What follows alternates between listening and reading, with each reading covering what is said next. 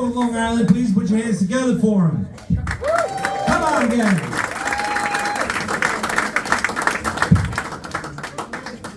How you guys doing?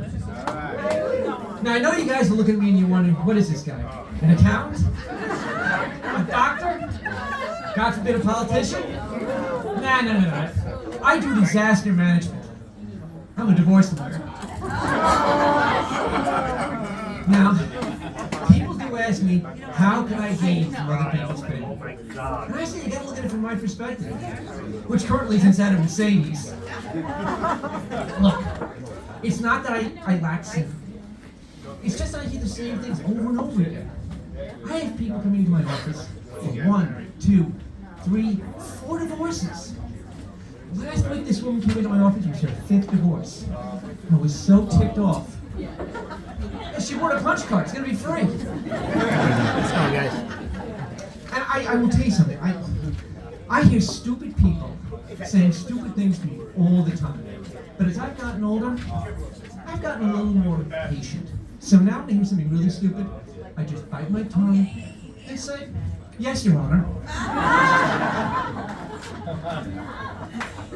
That's my life. Do you guys want to hear some of the crazy stuff I see as a divorce lawyer? Yeah, I figured I saw some freaks before.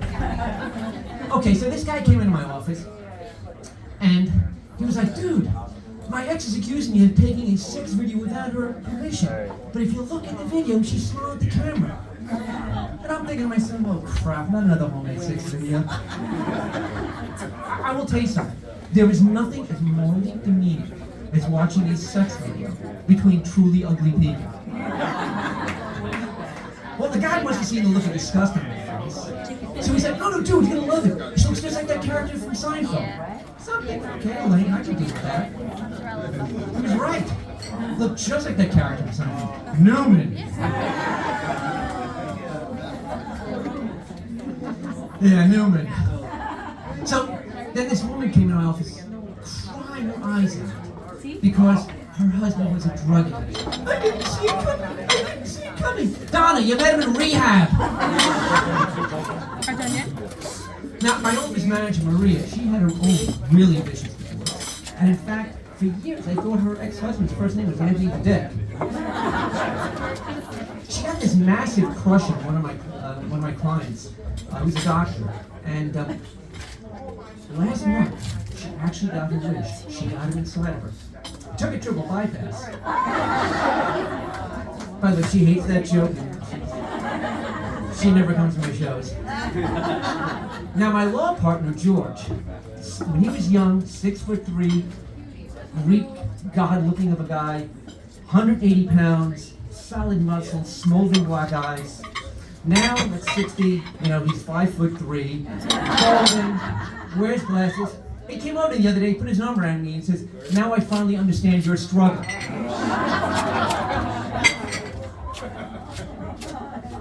This afternoon, I walked into his office, and he's on Facebook scoping out an ex. And he gets really defensive. He's like, no. I'm not stalking her. I just want to make sure her life is shitty. All right, just to take a little break from my routine. 3 weeks ago, my oldest daughter, Sarah, was on PBS's Nova. The episode was called Storm Planets. She's a NASA scientist. My other 3 children, I'm blanking on their names, Cleve, she's my favorite.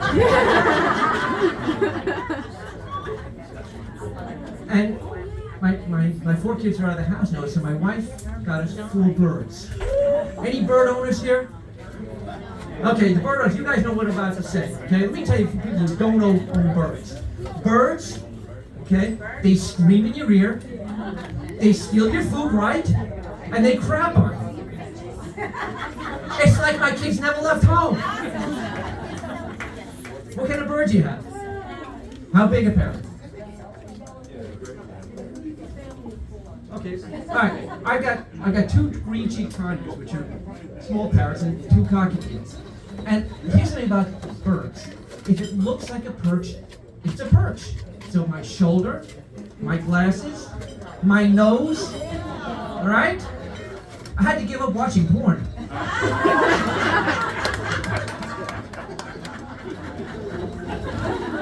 By the we got any boomers here tonight, like me, boomers? Whoa! Don't you hate millennials and Gen Z? These guys think that they invented cool. Okay? I was a teenager back in the 70s. Okay? It was a wash in sex and drugs. It was like a 24/7 party, to which I was not invited. I know some of you will look at me and say, oh, probably because you were too busy playing Dungeons and Dragons.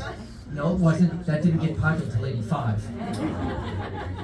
But in high school, against all odds, I got a girlfriend. And I remember one night she's sitting on my bed, and she gives me this look, and she says to me, I only let boys I like come between my legs. I stayed a virgin.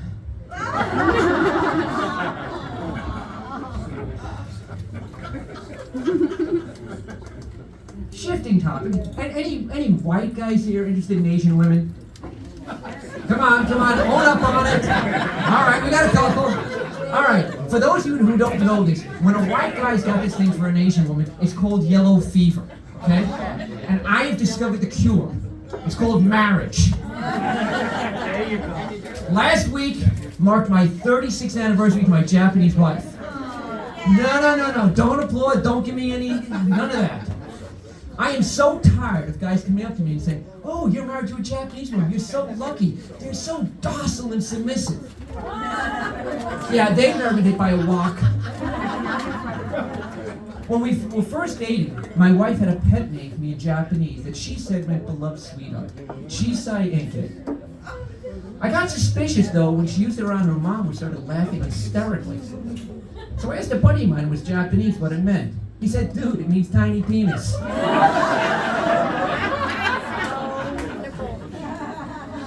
Now, when we got married, I decided to take her on a romantic tropical honeymoon. I think I made a mistake. I took her to Pearl Harbor. Has any of you been to Pearl Harbor before? Okay, you know that before you go out to the mine, you gotta watch that 15-minute movie on the attack? Yeah? Well, when we were watching it in the theater, I was very self-conscious. Not because my wife was Japanese, but because she was cheering.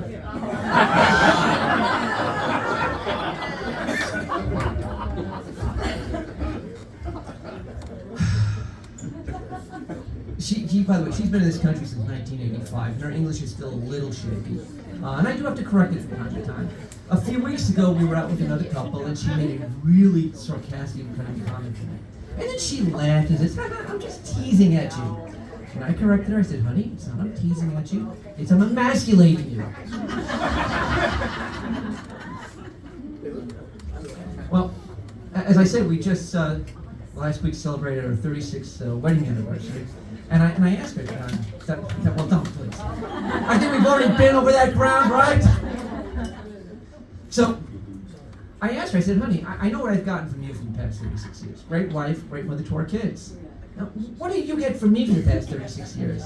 And she gave me that look I come to know so well. She looked at me and she said, you idiot, I got a green card. Now, my mom was a major hillbilly. And now, let me tell you how much a hillbilly my mom was. Her mother and father were step-siblings. It is really embarrassing when your family history is a hillbilly cliche and a popular category of porn. First time I visited my grandma was 1971. I was 9 years old. Major culture shock. First off, the airport was dirty, it was cramped and filled with animals. But things picked up once we left LaGuardia. When we landed, we were picked up by my first cousin, who was a real good old boy. We're talking pickup truck, gun rack, 4 hunting dogs in the bed. And he apologized for being late. He said he'd been to an anti-Vietnam War rally. I kind of looked at him and said, you were against the Vietnam War? He says, no, the dogs just have a taste for hippie. Now, my granny, she was both very, very religious and very, very patriotic. And I know this because at night she would sleep with her Bible in one hand and her 38 in the other. She took me to her little church in the woods with her pistol-pocketing preacher. That was kind of interesting. The preacher, he got up there at the pulpit, and he was going on and on about how it's Jesus Christ has got to be your personal Savior. And if Jesus Christ is not your personal Savior, you're an enemy of a God. And if you're an enemy of a God, we're going to use our holy instruments against you. And he got me praying too. Praying he didn't find out I was a Jew. Well, folks, that's my time. Hope you had a good time.